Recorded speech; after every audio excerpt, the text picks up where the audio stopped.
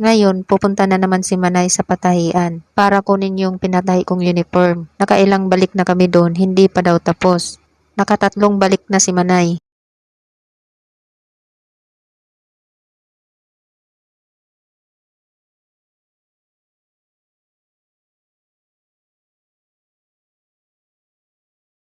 Madaming pira nga si Manay kaya nagpapatahi ng uniform para makatry naman ang mga anak na makasuot ng uniform. Kasi tuwing pumapasok noon ang mga bulinits, tinatanong kung bakit wala pa silang uniform, bakit hindi sila nagsusuot ng uniform. Kaya sa susunod, next day na papasok na sila, nakasuot na sila ng uniform. At bibili pa si Manay ng mga sapatos. Gabi na nga, sarado ng tindahan kaya bukas na lang pupunta si Manay sa tindahan bilihan ng sapatos.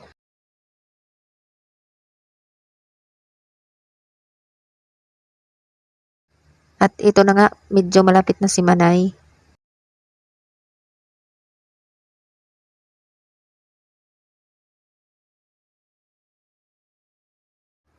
Kay ganda naman talaga ng uniform. May necktie pa. Naku, hindi pa naman marunong magayos ng necktie si Manay. Bubuksan na nga ni Manay ang uniform. Mas excited pa sa mga bulilits. Gustong gusto ni Manay ang uniform, parang gustong suotin. Sulit ang binayad. Makapal ang uniform, maganda ang tela, kaya okay lang. Gumastos si Manay. Ang ganda ng pagka-design ng uniform na to.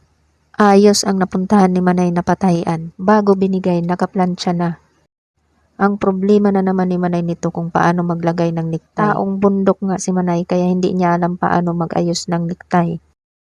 Sobrang ganda talaga ng uniform. Ayos ang pagkatahi. Noong kabataan ni Manay, hindi man lang nakasuot si Manay ng uniform. Minsan pinagtatawanan pa noon si Manay dahil pabalik-balik lang daw ang suot ni Manay noon. Kaya ngayon bumabawi si Manay sa mga bulilits niya na maibigay ang mga pangangailangan sa pag-aaral. Kaya kumakahit sa magtatrabaho ng todo si Manay.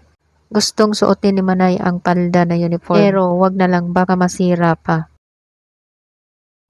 Madaming pera pa nga si Manay, kaya bibili siya ng sapatos. Sa sobrang dami ng sapatos, hindi na alam ni Manay kung ano ang pipiliin. Ang kintab-kintab pa ng mga sapatos. Naalala tuloy ni Manay ang kanyang kabataan. Pumapasok noon sa school na nakatsinilas lang. Butas-butas pa ang suot ni Manay na tsinilas noon. Sa sobrang yaman nga ni Manay noong kabataan niya, hindi siya makabili ng sapatos.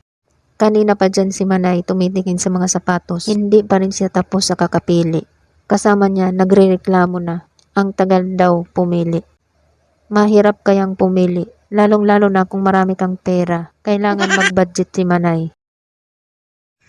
May plano pa ata si Manay na bumili ng mga tsinelas. Pero hanggang tingin na lang muna. Kasi bibili pa si Manay ng bigas at ulam. Balak ata ni Manay bumili ng plato at baso. Bumalik pa nga sa sapatusan. May balak pa atang bilhin lahat. Sa wakas, nakapili na rin si Manay kung ano yung gusto niyang sapatos na bilhin. Kasama nga ni Manay ang kanyang mga bulilits para pumili ng kanilang mga sapatos. Baka kasi kung si Manay lang ang bibili, hindi magustuhan ng mga bulilits ang mga sapatos na bibili para sigurado din na magkasya ang mga sapatos. Napunta na naman si Manay dito. Gustong gusto magpabili ang kanyang baby girl ng headband. Balak pa ata bumili ni Manay ng pampaganda. Hoy, sabi ng kasama ni Manay. Kaya umuwi na sila. Walang nabili si Manay na pampaganda.